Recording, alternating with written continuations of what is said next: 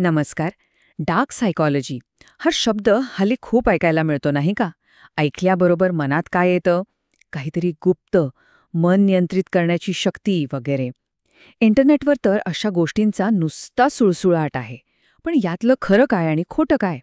चला तर मग आज आपण या आकर्षक दाव्यांच्या पडद्यामागे जे विज्ञान दडले ना, त्याचा शोध घेऊया. बघा, ही व्याख्याच या विषयाचं धोकादायक आकर्षण दाखवते. म्हणजे असं ज्ञान जे इतरांवर ताबा मिळवण्याचं किंवा स्वतःला वाचवण्याचं वचन देतं. पण हे वचन येतं कुठून? चला याच्या मुळाशी जाऊया. या संज्ञांना अनेकदा प्रभावाची काळी जादू असंही म्हटलं जातं. पण आपल्याला माहीत आहे, प्रत्येक जादुई युक्तीमागे एक रहस्य असतं. तसंच या तंत्रांमागेही काही ठोस वैज्ञानिक तत्त्व आहेत. चला मग एक एक करून ही रहस्य उलगडूया. ठीक आहे, तर ह्या विषयाकडे लोक इतके का खेचले जातात? कारण ही पुस्तकं, हे मार्गदर्शक एक प्रकारचं गुप्त ज्ञान देण्याचं वचन देतात. इतरांवर नियंत्रण कसं मिळवायचं किंवा अशा लोकांपासून स्वतःला कसं वाचवायचं. पण या आकर्षक नावांच्या मागे खरंच काय दडलंय?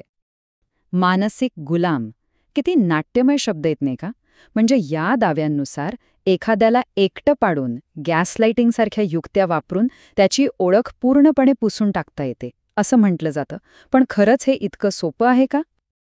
बरं, या सगळ्या नाट्यमय दाव्यांमागचं सत्य समजून घ्यायचं असेल तर आपल्याला क्षणभर या सनसनाटी गोष्टींपासून बाजूला व्हावं लागेल आणि विज्ञानाने सिद्ध केलेल्या मानसशास्त्राच्या मूलभूत तत्वांकडे पाहावं लागेल.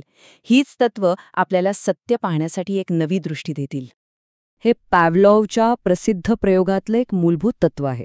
यातून अगदी सोप्या भाषेत हे समजतं की आपलं मन गोष्टी कशा एकमेकांशी जोडतं.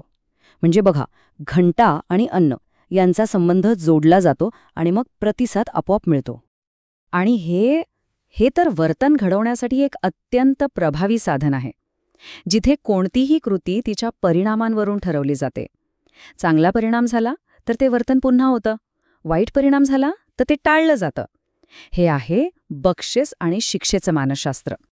हे वाक्य स्टॅनले मिलग्रॅम यांच्या आज्ञाधारकतेवरील एका प्रसिद्ध प्रयोगातलं आहे. आणि यातून हे स्पष्ट होतं की अधिकाराच्या जागेवर असलेल्या व्यक्तींचा आपल्यावर किती प्रचंड प्रभाव असू शकतो. 66% विचार करा जरा. हा आकडा खरंच धक्कादायक आहे. यावरून स्पष्ट दिसतं की परिस्थितीचा दबाव आपल्या आतल्या आवाजावर, आपल्या विवेकबुद्धीवर कसा मात करू शकतो. लोक स्वतःच्या नैतिक मूल्यांच्या विरोधात जाऊनही केवळ आदेशांचं पालन करतात. तर आता ही सगळी वैज्ञानिक साधनं घेऊन आपण पुन्हा एकदा त्या काळी जादूच्या जगात जाऊया आणि पाहूया की त्या रहस्यमय पडद्यामागे नक्की काय घडत आहे. तर आता लक्षात येते का, ब्रेन वॉशिंग ही काही जादू नाहीये, तर काही विशिष्ट मानसिक तत्वांचा अत्यंत टोकाचा वापर आहे.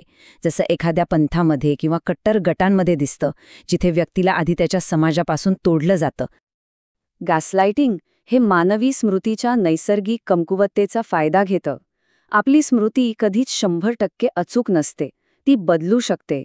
हाताळणी करणारी व्यक्ती याच गोष्टीचा वापर करते आणि समोरच्याला त्याच्या स्वतःच्या अनुभवांवर आणि आठवणींवर शंका घ्यायला लावते. आणि या युक्तीमध्ये काय होतं तर सुरुवातीलाच प्रचंड सकारात्मक प्रतिसाद दिला जातो, इतकं प्रेम दिलं जातं की एक प्रकारचं अवलंबित्व निर्माण होतं. हे दुसरं तिसरं काही नसून ऑपरेंट कंडिशनिंगचंच एक रूप आहे, जिथे प्रेमाचं बक्षीस देऊन वर्तन नियंत्रित केलं जातं. आतापर्यंत आपण या हाताळणीच्या तंत्रांबद्दल बोललो. पण ही तंत्र वापरणारे लोक कसे असतात, त्या खेळाडूंना ओळखणंही तितकंच महत्त्वाचं आहे. या डार्क ट्रायडमधील तिन्ही वैशिष्ट्यांमध्ये एक गोष्ट अगदी समान आहे: सहानुभूतीचा पूर्ण अभाव. हे लोक इतरांच्या भावना समजू शकत नाहीत किंवा त्यांना त्याची जराही पर्वा नसते.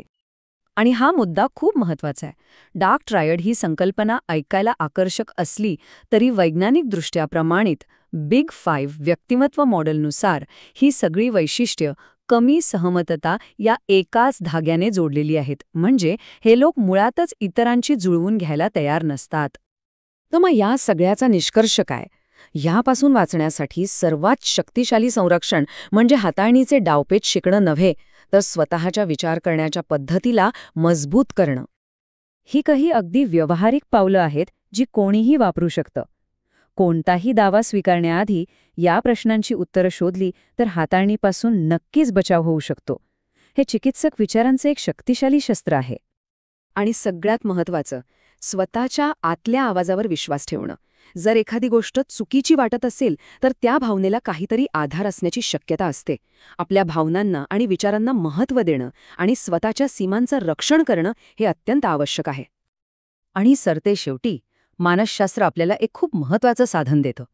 ते म्हणजे अंधविश्वासातून बाहेर पडून तथ्य आणि कल्पना यातला फरक ओळखण्याची शक्ती आणि सुज्ञपणे विचार करण्याची ताकद. हा एक विचार करायला लावणारा प्रश्न आहे, नाही का? या वैज्ञानिक दृष्टिकोनामुळे कदाचित जगाकडे पाहण्याचा एक अधिक स्पष्ट आणि खरा दृष्टिकोन मिळू शकेल.